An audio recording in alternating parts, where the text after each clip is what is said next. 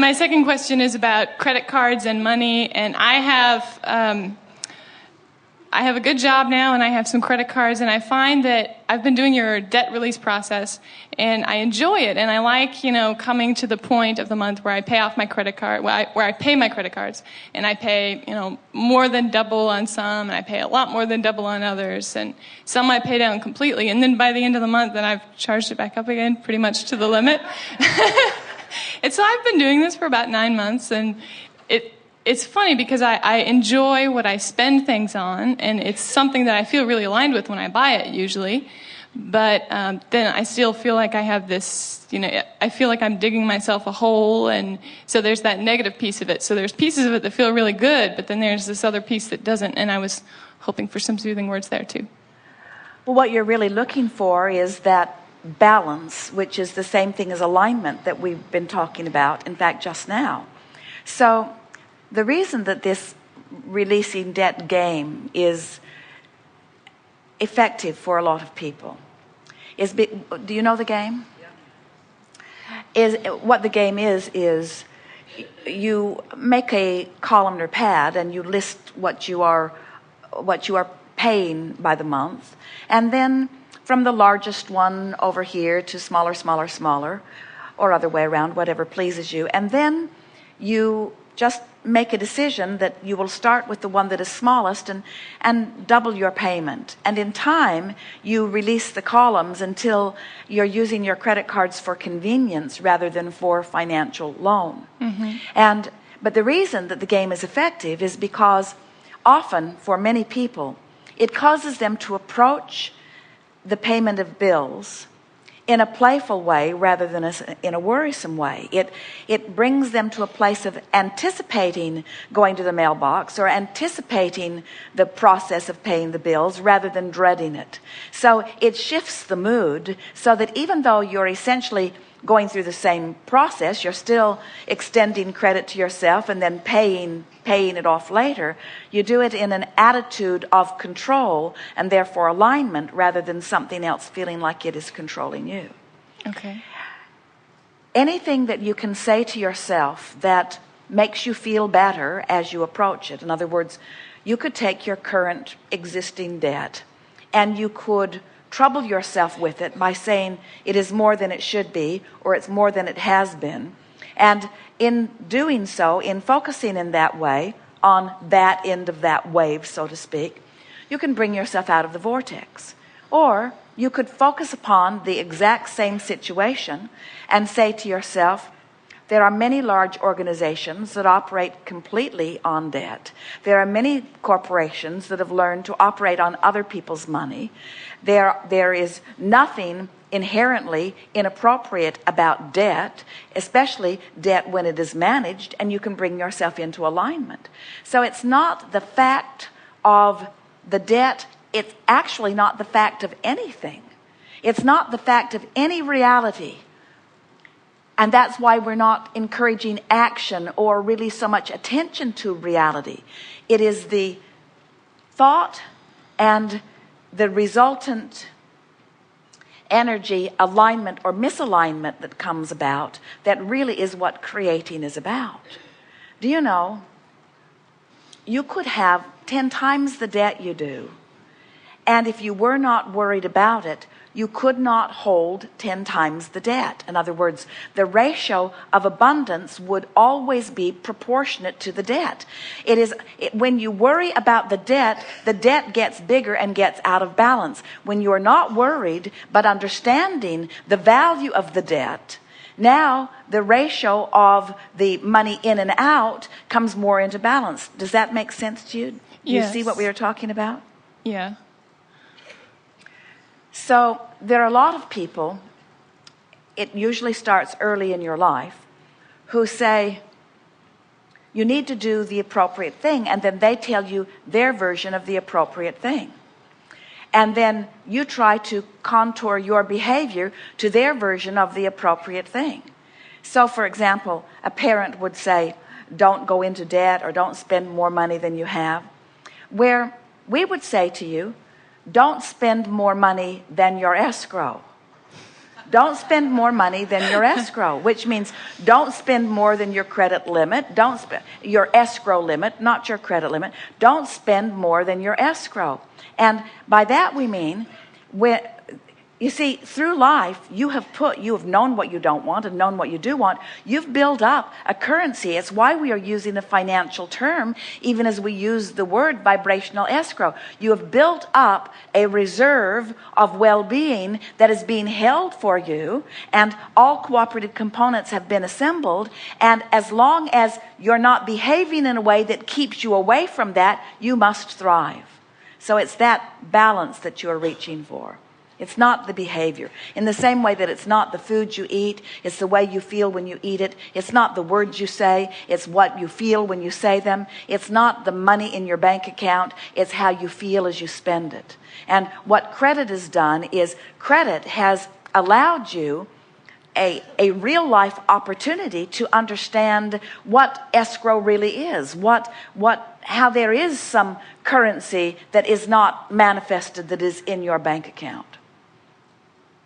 We are not ever encouraging anyone to get out of balance financially. In fact, it's a big conversation that Jerry and Esther have had even about these cruises, because they know that it is an expensive proposition. By the time you get yourself there and buy your ticket, they know that there is a lot of money that is changing hands in order for you to participate. It's why they offer gatherings of all kinds, some that are land-based. It's why they try to get to the city where you are so that there's not travel. It's why they put so much on the website and in the quarterly journal. They want people to be able to participate in this work at whatever level they are comfortable with in participating. But everyone must find their way. Jerry and Esther and Abraham, none of us would say it is essential that you spend the money and come on a cruise, or spend the money and come to a seminar to find value, because there is value in every particle of the universe. In other words, they want you to do what feels good to you.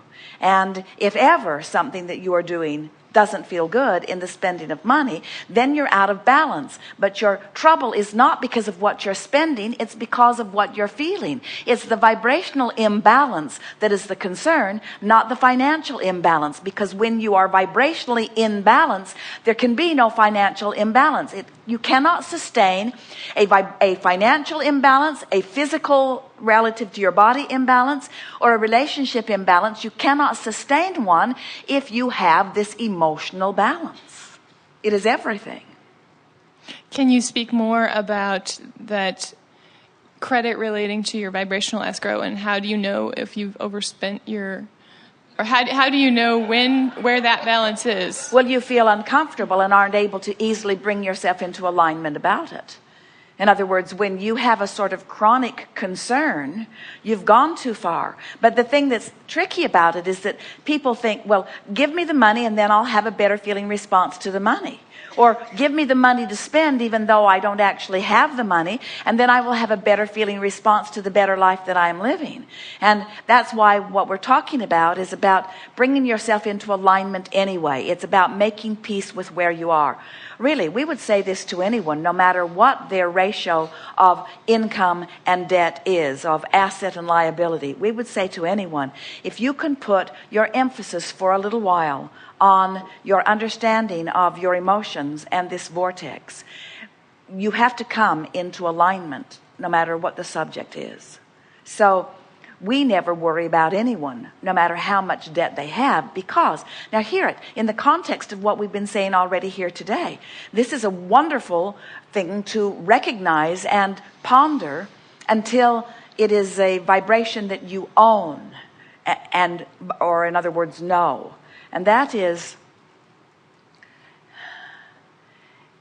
what was the terminology that we were offering earlier about this? That as a problem is festering, so is a solution.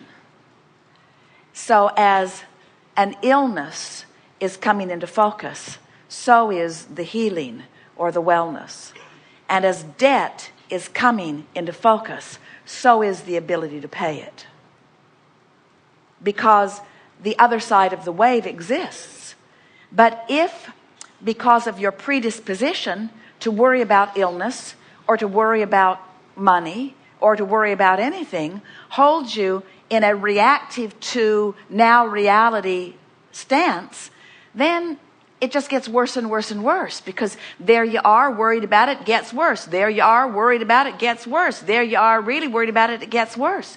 But when you acknowledge that as this is growing, so is this, take the bounce from the wave, and you're wise enough to focus in the direction of what feels good to you, now that debt serves you well.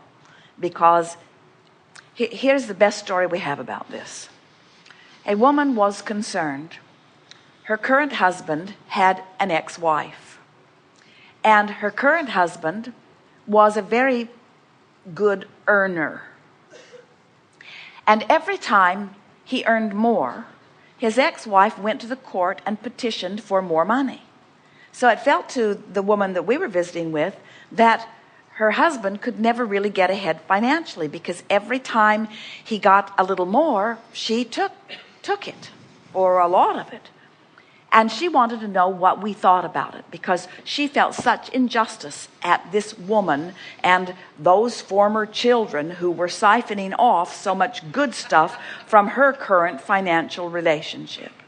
And she wanted to know what we thought. And we said, we would like it if he had 10 such ex-wives. She was appalled. How could that be? One was treacherous enough. We said, think about it. She only gets 50% of what he earns. And so if he earns $100,000 and she gets 50, you have 50. But if he has 10 of them calling money through him, now he has $1 million. He has 500,000, they have 500,000. In other words, it works out really good for you. Are you getting what we're getting at? In other words, the more that your life calls through you that in the beginning looks problematic, the more solutions are formulating over here. And so the key is to get focused in the direction of the solution. And so if we were standing in your physical shoes, rather than speaking of debt, we would talk about the calling that has called so much abundance into your vortex, and your readiness to allow it in now. And we would feel appreciation of anything that put any of that good stuff there. Would you be willing to do a rampage on that? Because I'm going to need to be really strong in my vibration when I get home. Before we turn you back into the wild? Yes, please. Before we're finished, we'll rampage on a few things, yes. Okay.